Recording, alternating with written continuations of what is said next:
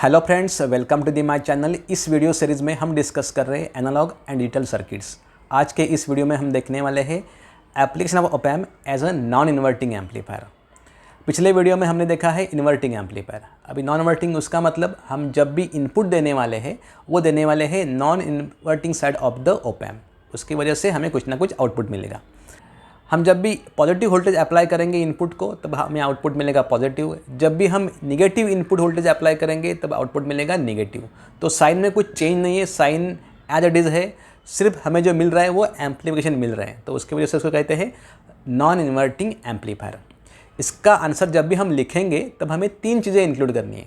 पहला circuit diagram, दूसरा derivation of the voltage gain और आउटपुट वोल्टेज, और तीसरा इनपुट एंड आउटपुट वेवफॉर्म। तो ये तीन चीज़ें कैसे करनी है वो देख लेंगे।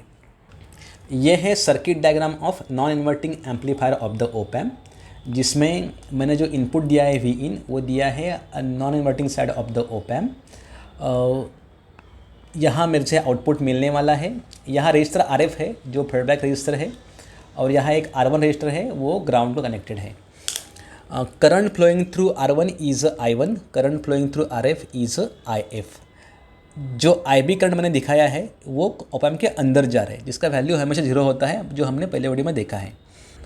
मैंने वी इन इनपुट अप्लाई किया है at the non inverting side of the op amp, जिसको मैं V2 भी बोल रहा हूँ।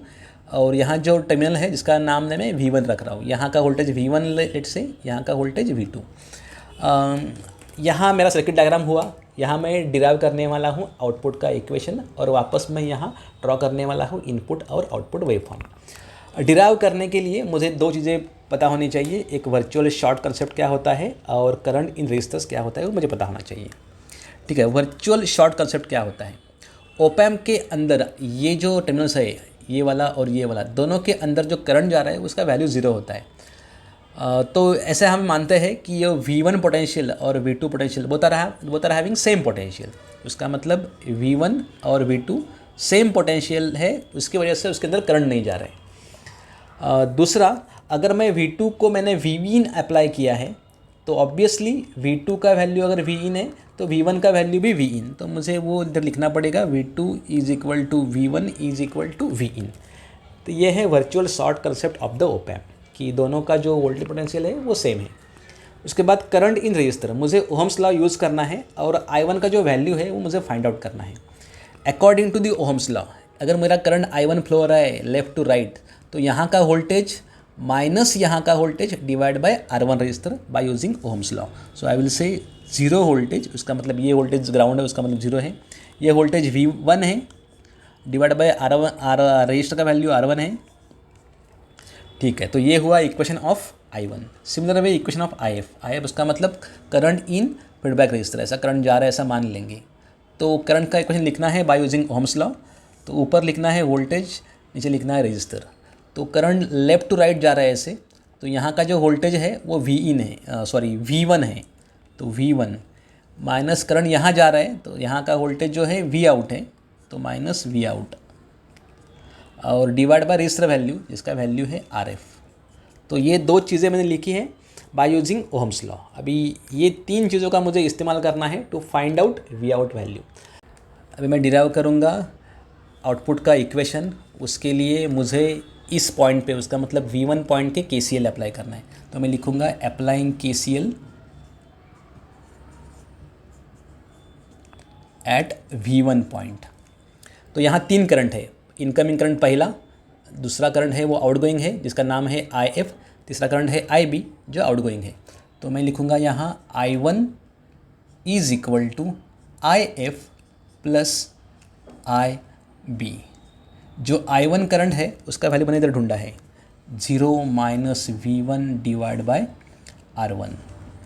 IF का वैल्यू मैंने इधर ढूंढा है V1 minus V out divide bye RF। और जो ऑप एम्प रहता है उसका जो इनपुट करंट रहता है वो हमेशा 0 रहता है, तो मैं इधर 0 लिखूँगा। अभी मुझे चाहिए V आउट का वैल्यू, लेकिन जो V1 जो वैल्यू है वो मुझे ऑलरेडी पता है कि V1 is equal to V2 is equal to Vin। तो मैं जहाँ भी V1 लिखा है मैं वहाँ Vin लिखूँगा।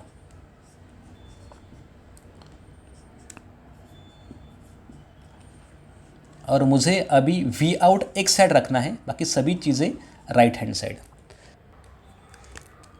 तो ये V out divide by R F मैं लेके आता हूँ राइट से लेफ़्ट साइड। यहाँ जो बचा है वो है V in divide by R F. ये जो पूरा टर्म है वो मैं राइट साइड डाल दूँगा, वो रहेगा V in divide by R one. अभी जो वी आउट है मैं एक साइड रखूँगा, इस आर एफ को मैं इधर डाल दूँगा, और जो वी इन है वो भी कॉमन लेने वाला हूँ। तो उसकी वजह से ऐसा होने वाला है R F into 1 by R F plus 1 by R one into V in. तो मुझे अगर वी आउट लिखना है तो इस तरह लिखना पड़ेगा, V out is equal to, ये आर एफ मैं अंदर डाल सकता हूँ, तो वो आ जाएगा 1 plus R F divide by R one multiply V in. ये हुआ एक आउटपुट इक्वेशन। अगर उसको मुझे कन्वर्ट करना है गेन में, तो ये वी इन मुझे उठा के यहाँ लाना है। अगर मैं ऐसा करता हूँ तो वो इस तरह आ जाएगा, V out divide by V in. तो ये रहेगा मेरा वोल्टेज गेन। इधर आपको वोल्टेज गेन को डिराइव करना है, वोल्टेज गेन है तो मुझे कहना है it is A V. Voltage gain का वैल्यू डिराइव करना है या आउटपुट इक्वेशन का वैल्यू डिराइव करना है, कोई भी कर सकते हैं। लेट्स से कि मेरे केस में मैं एज्यूम करता हूँ कि ये आउटपुट इक्वेशन है, तो let's say V out is equal to 1 plus R F by R one multiply V in. तो ये मुझे पूरा चीज़ें डिराइव करनी है। अभी उसके बाद मुझे ड्रॉ करना है इनपुट और आउटपुट वेवफॉर्म, तो मैं इधर ड्रॉ करूँगा। देखो, तो उसके लिए मुझे ये इक्वेशन का यूज़ करना ज़रूरी है। अगर मेरा इनपुट पॉजिटिव है तो यहाँ सभी ब्रैकेट के अंदर सब पॉजिटिव साइन वाले टर्म्स हैं, तो आउटपुट भी पॉजिटिव मिलेगा। अगर वो ध्यान में रखते हुए मैं वेवफॉर्म को ड्रॉ करूँगा। लेट्स से कि मेरा जो इनपुट वेवफॉर्म है तो ये यहाँ मैं ड्रॉ कर रहा हूँ। उसका मतलब यहाँ जो मैं वेवफॉर्म अप्लाई करने वाला हूँ एसी इनपुट, मैं यहाँ इस तरह एसी इनपुट अप्लाई करने वाला हूँ वी इन वेवफॉर्म। अभी उसकी वजह से मुझे कुछ ना कुछ आउटपुट मिलेगा। कीप इन माइंड, जो आउटपुट मिलेगा वो डेफिनेटली मोर देन 1 रहेगा, क्योंकि ब्रैकेट के अंदर ऑलरेडी 1 नंबर है, तो gain cannot be less than 1। तो पॉजिटिव अगर पार्ट है वेवफॉर्म का तो मुझे आउटपुट भी पॉजिटिव मिलेगा। थोड़ा सा मैंने मैग्नीट्यूड बढ़ा दिया है, ये थोड़ा सा कम मैग्नीट्यूड है, ये थोड़ा ज़्यादा मैग्नीट्यूड है, तो मुझे वो हाईलाइट करना है। ये है आउटपुट का वेवफॉर्म। ये छोटा सा अगर वेवफॉर्म है पार्ट है तो मुझे वो बड़ा करके दिखाना है आउटपुट साइड पे। तो this is how I can show कि ये जो मेरा वेवफॉर्म है वो एम्पलीफाई हो रहा है, उसका मतलब बड़ा हो रहा है। ठीक है, so this is a input waveform, this is a output waveform. जैसे मैंने कहा था कि हमारा जो आंसर है उसमें 3 चीज़ें इंक्लूड हो रही है, circuit diagram, derivation of output and input and output waveform. तो ये हुआ हमारा पूरा discussion about non inverting amplifier.